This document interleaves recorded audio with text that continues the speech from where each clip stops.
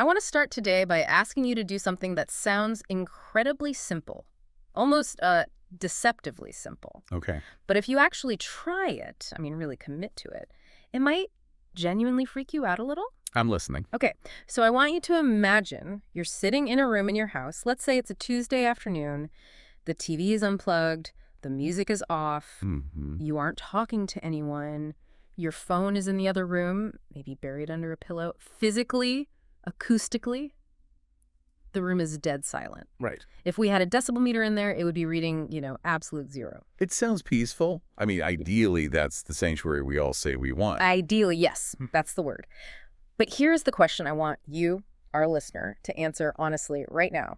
In that moment, does it feel quiet or does it feel loud? I'm asking because I tried this recently. I sat in my home office, everything off, specifically to prep for this. And what happened? And instead of peace, my brain felt like it was standing in the middle of Times Square during rush hour. There was this phantom noise, this pressure inside my head, and I couldn't turn it down because there was no volume knob for it. Right. It's internal. Exactly. And I honestly felt more overwhelmed, more anxious in that silence than I did when I had the radio on and the dryer running.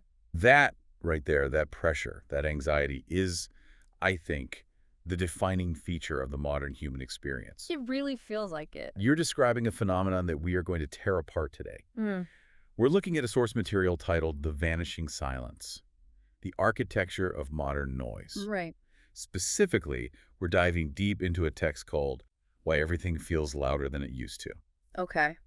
And the reason your experience in that quiet room felt so jarring is because the central thesis of this text is exactly what you just experienced. It's that noise isn't just sound anymore. That is the line. That's the line that hooked me immediately. Noise isn't just sound. It changes everything. It really does. Because usually when we talk about noise pollution or when I complain about it, I'm talking about traffic on the highway or construction jackhammers or The neighbor's dog. the neighbor's dog barking at 2 a.m, exactly.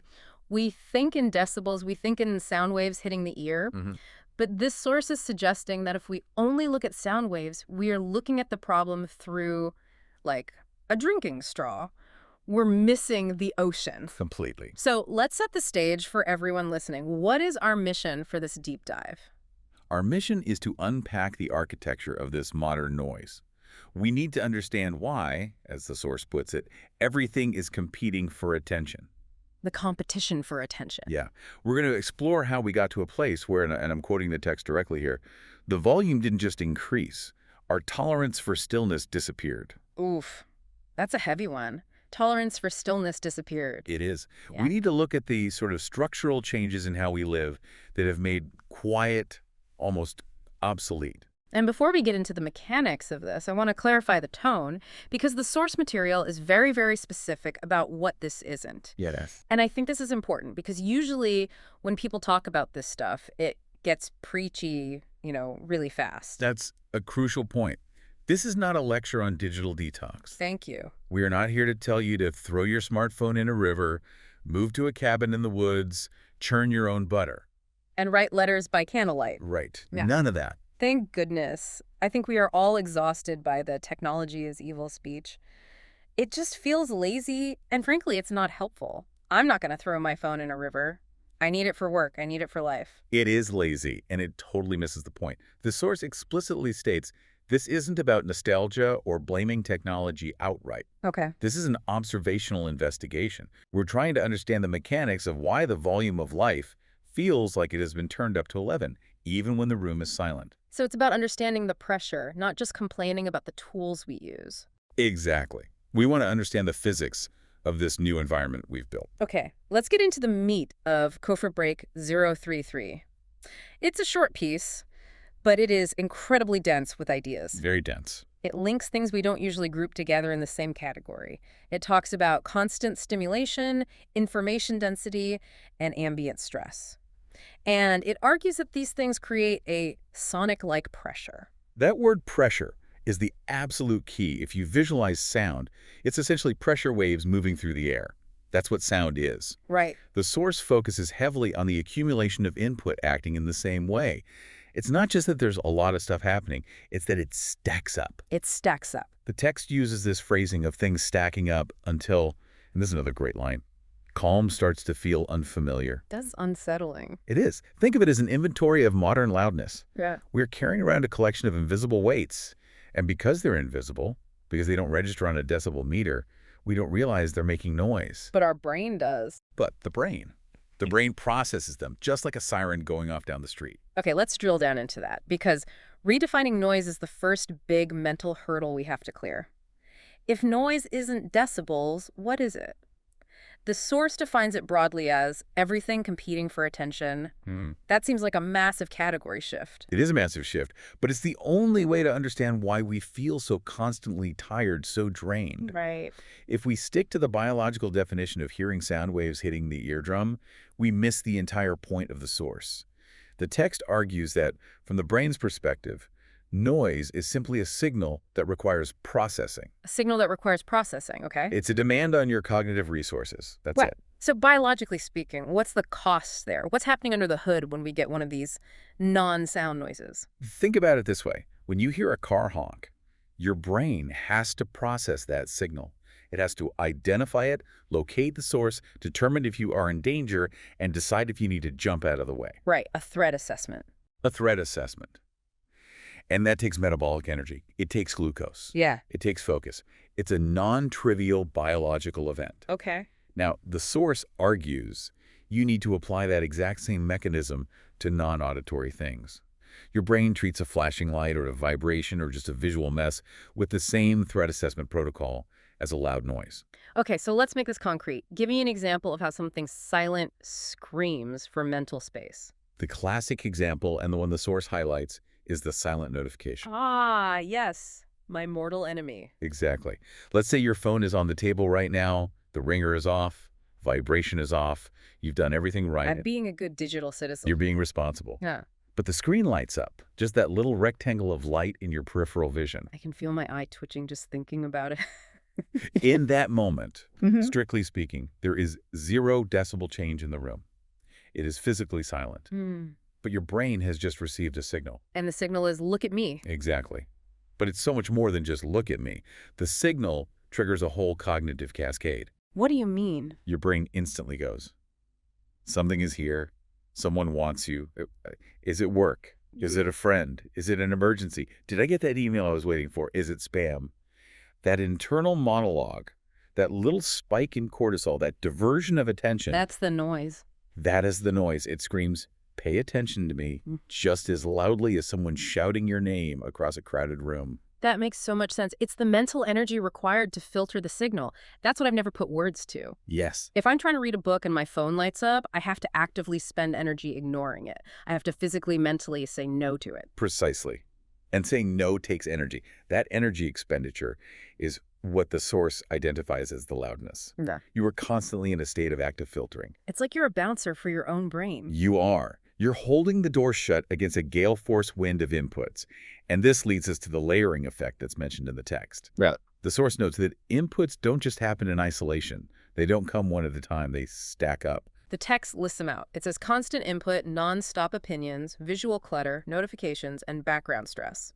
It calls it a stack. The stacking mechanism is why this feels so overwhelming. Yeah. It's not just one thing. Imagine you're in a room with one person whispering. Okay. You can handle that. You can probably tune it out. It's annoying, but it's manageable. Right. Now, imagine a room with 100 people whispering. They aren't shouting. They are all whispering distinct, different things. Oh, well. One is whispering about the economy. One is whispering about your diet. One is whispering about a sale on shoes. One is whispering about a war in a country you've never visited. One is whispering that you're doing your job wrong. That is a terrifying image. Just a wall of whispers. The aggregate effect, the cumulative weight of all those whispers, creates a wall of sound that is completely impenetrable. That is what modern life is. It's not one big explosion. It's a billion tiny whispers. And the source argues that this cumulative weight creates background stress. It's a baseline hum that never goes away. So because it never goes away, we start noticing it as an external event. Yes. It becomes the water we swim in. It becomes the default setting. Correct.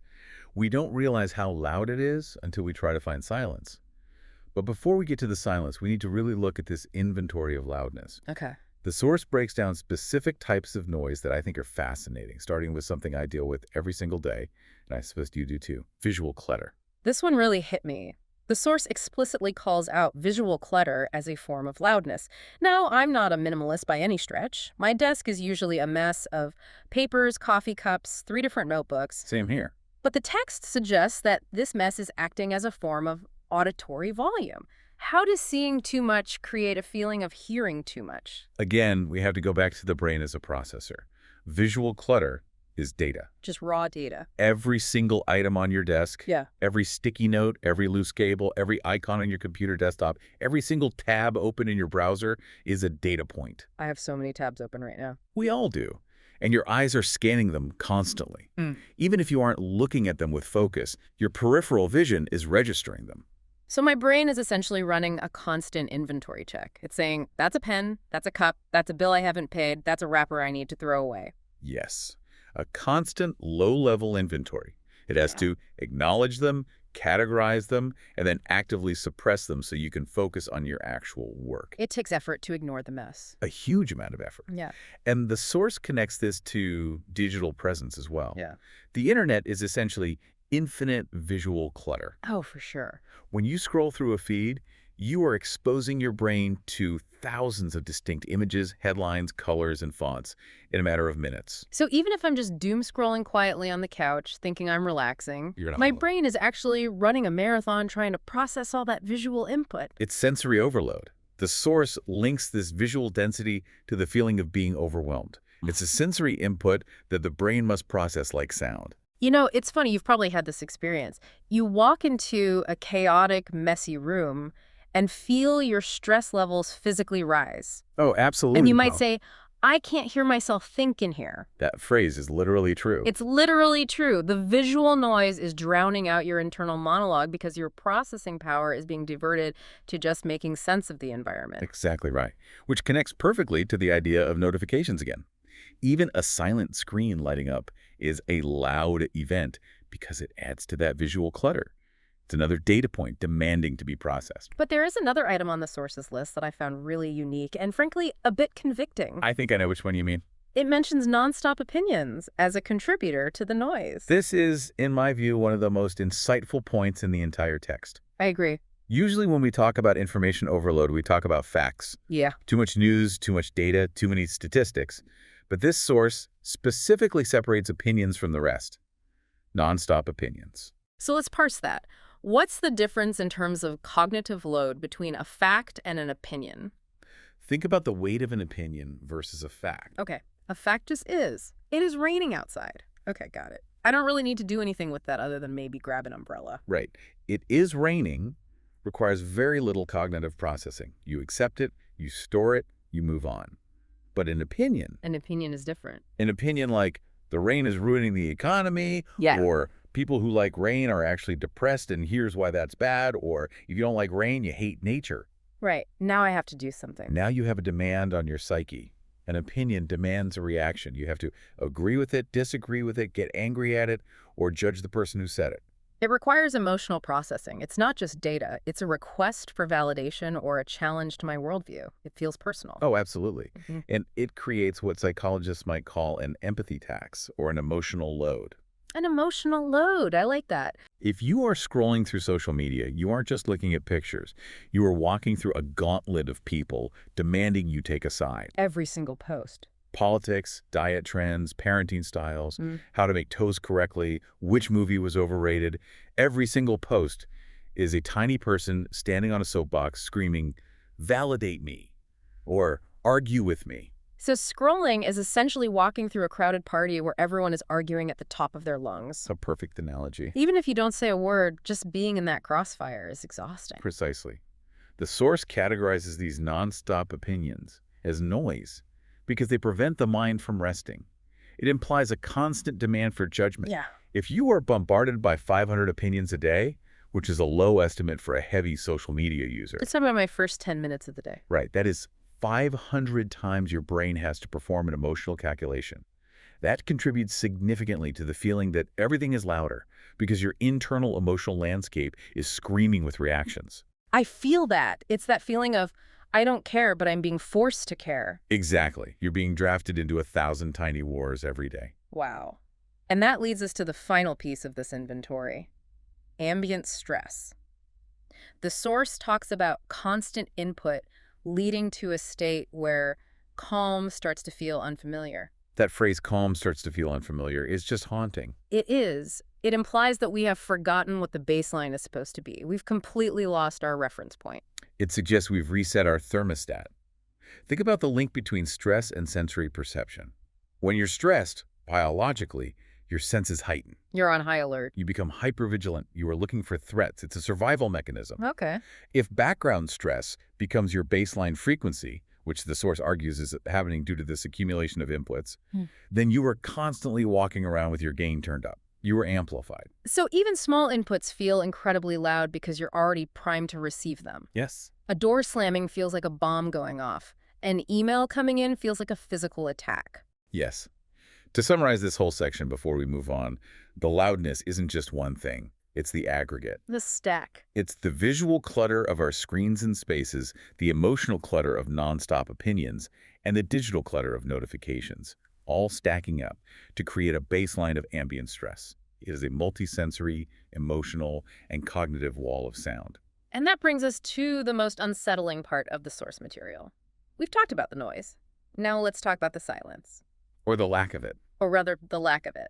The source has a section where it discusses how silence now feels uncomfortable. This is the pivot point of the whole argument, I think. How so? Up until now, we've discussed external factors, the world doing things to us. But here, the source turns the mirror on us. It says the silence is unsettling. Why? Why does quiet, which we all say we want, feel wrong when we finally get it? I can answer that from personal experience. If I'm in an elevator for 10 seconds, just 10 seconds, and I don't look at my phone, I feel itchy. Itchy is a great word for it. I feel like I'm wasting time, or I'm missing something, or I'm just awkwardly existing in a metal box. It's a physical discomfort. My hand goes to my pocket almost automatically. That itchy feeling is exactly what the text is analyzing. The source argues that because the mind is so used to the noise, used to that high-speed constant input, the absence of it feels alien. It feels like a void. The mind never fully settles. That's the quote from the source. Right. And what that means is we are in a state of constant anticipation. Even when it is quiet, physically, the brain is waiting for the next input. Oh, that's interesting. Think of it like a runner on the starting blocks, waiting for the gun to go off. Every muscle is tensed. If the gun doesn't go off, the runner doesn't relax. The runner gets more tense, waiting. Right. The waiting is the worst part. That is our brain in silence. We are waiting for the notification, the opinion, the visual cue. We are braced for impact. So silence isn't rest anymore. Silence is just waiting. Silence is suspense. And suspense is stressful. Yeah, it is. That is why we fill it. We turn on a podcast, we check our email, we turn on the TV just to have background noise. We are trying to alleviate the tension of waiting for an input by providing the input ourselves. We would rather be distracted than suspended in that state of potential arrival. We want to control the input rather than wait for it. We want to be the ones firing the starting gun. And then the source drops the hammer with this line, which I think is the most important sentence in the whole piece. I know which one you're going to say. The volume didn't just increase. Our tolerance for stillness disappeared. That line stops me in my tracks every single time I read it. Tolerance. Think about that word. Yeah. Tolerance implies a capacity to endure or handle something. We talk about pain tolerance or tolerance for spicy food. Right. If our tolerance for stillness has disappeared, it means stillness has become intolerable. It implies we have lost a capability we used to have. That is heavy. It means we have rewired ourselves. We have fundamentally changed on a neurological level. I think that's what's being suggested. Why is stillness so unfamiliar? Is it just habit, or is there something else going on? Well, if we connect this back to the nonstop opinions idea, perhaps noise serves a function. It distracts us. From what? From ourselves. Silence forces introspection. When there is no input, you are left with your own thoughts. And if your own thoughts are overwhelmed by that background stress we talked about, maybe you don't want to be alone with them. The noise becomes a shield. It can be. But the source focuses mainly on the architecture of habit. We are simply unaccustomed to the lack of stimulation. Our brains are conditioned for a much higher tempo. It sounds like withdrawal, like actual chemical It withdrawal. is very much like withdrawal. If you look at the dopamine loops involved in checking a phone or consuming content, the brain gets a little hit every time something new appears. A new headline, a new email. Exactly, a little chemical reward. When you take that away, the brain craves the hit. The unsettling feeling is the withdrawal symptom of a brain addicted to high-density information. Wow. So we have established that the world is loud in ways we don't always recognize, and that we have lost the ability to handle the quiet. Right. Now, usually, this is the part of the show where we talk about how things used to be better in the 90s, or how we should all go live on a farm and grow carrots. For nostalgia trap. The nostalgia trap. But the source specifically puts up a stop sign here. It warns us against that line of thinking. Yes. This is section 4 of our discussion, the observational stance. The source has what it calls a not list. It says explicitly, this isn't about nostalgia. Why is that distinction so important? Why not just say, back in my day, we looked out the window and we liked it? Because nostalgia is a trap. Mm-hmm. It suggests that the past was perfect and the present is broken. And that's a fantasy. It's just not true. It's not true. Oh. But more importantly, the source acknowledges that this is the current architecture of life. This is the reality we live in. We work online, we connect online, our infrastructure is digital. Framing it as a moral failing of the modern world doesn't help us understand it, just makes us feel guilty. It suggests we are bad for living in the world as it exists. Yeah, that's not productive. The source wants us to observe the phenomenon, not judge it as bad or good in a simplistic way. It is simply louder. And along those lines, the source also says, avoid blaming technology outright. Which is surprising, right? It is surprising because we just spent the last 20 minutes talking about screens and notifications and digital clutter. It feels like the technology is the problem. It sounds contradictory, but it's actually very nuanced. So what does this all mean if we can't just blame the phone? Right. What's left? The source says technology is the delivery method, but the noise is the sheer density of information and the demand for attention. So the phone isn't the problem. The fire hose attached to the phone is the problem. That's a great way to put it. You can have a phone and not have the noise, theoretically. The problem isn't the silicon chip or the glass screen. The problem is the overstimulation. It's how we are using it. Yeah. It shifts the focus from the tool to the behavior. Or maybe the state of being. Exactly. It shifts the focus to the architecture of how we live now. We have designed a life of high density. We have designed a life where every moment is monetized for attention. Yeah. Blaming the phone is like blaming the mailbox for the fact you get too many bills. The mailbox is just the vessel. The economy of attention is what is generating the noise. The phone is just where the noise lives. That is a crucial distinction. It stops us from looking for a quick fix like buy a dumb phone, which isn't a solution for most people, and forces us to look at the deeper issue of how we relate to information. And that brings us back to the core message of the vanishing silence. It is an architectural problem. An architectural problem. Think about a house. If you live in a house with no walls, no doors, and the windows are always open, you are going to hear everything from the street. You are going to feel every breeze. You're going to hear every conversation passing by. That sounds awful. We have built a mental space where the windows are always open. We remove the doors. Anyone with an opinion or a product can walk right into our living room and start shouting. And we have lived in that house for so long that we have forgotten what a door even looks like. We have forgotten that we are supposed to be able to close it. We have forgotten that walls are necessary for peace. That is... wow. That image really sticks. The idea of living in a house without walls.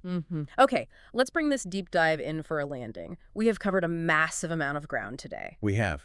We started with that phantom noise, the feeling of loudness in a quiet room. Right. We redefine noise not as decibels, but as competition for attention. We unpack the inventory, the visual clutter of our spaces, the emotional weight of nonstop opinions. The ambient stress of constant connectivity. And we face the uncomfortable truth that our tolerance for stillness has evaporated, leaving us in a state of constant anxious anticipation. And most importantly, we learned that this feeling of loudness is internal as much as it is external. It's about how we process the world, not just the world itself. It's about our tolerance, our filters, and our architecture. Yes. Precisely. As the source concludes, the vanishing silence isn't just about sound waves going away. It's about the vanishing of the internal capacity for silence. The capacity for it. It's about the mind losing the ability to settle because it is constantly bracing for the next impact. So here is where we leave you. We usually try to leave you with a thought to mull over, and today I want to issue a challenge derived directly from the text conclusion. Okay. The source states that calm starts to feel unfamiliar. It's a haunting phrase, but it's also a measurable one. You can test it. It is. So here's the question. What would happen if you sat in true stillness for just 10 minutes today? 10 minutes. And I want to be specific about the rules here. I don't mean reading a book. I don't mean meditating with a guided app where someone talks to you in a soothing voice. Right. No input. No input. I don't mean listening to lo-fi beats to study on. I mean sitting, doing nothing. And pay attention to what happens. Do you feel peace? Or do you feel that unsettling withdrawal the source describes? Do you feel the phantom noise getting louder? Do you feel your hand twitching towards your pocket? Do you feel that itch? The source suggests you will feel the latter. And that reaction, that itch, that discomfort, that feeling that you should be doing something, that is the proof of the vanishing silence. That's the noise. That is the noise we have been talking about all this time. It's the sound of your tolerance disappearing. But noticing it is the first step to rebuilding that wall. Yeah. It's the first step to putting a door back on the house. So give it a try. See how loud your silence really is. And maybe just notice the loudness of your visual environment today. See the clutter for what it is. Noise. Noise. It changes how you see the world once you realize everything is screaming for attention. It certainly does. Thanks for joining us on this deep dive. We'll see you next time.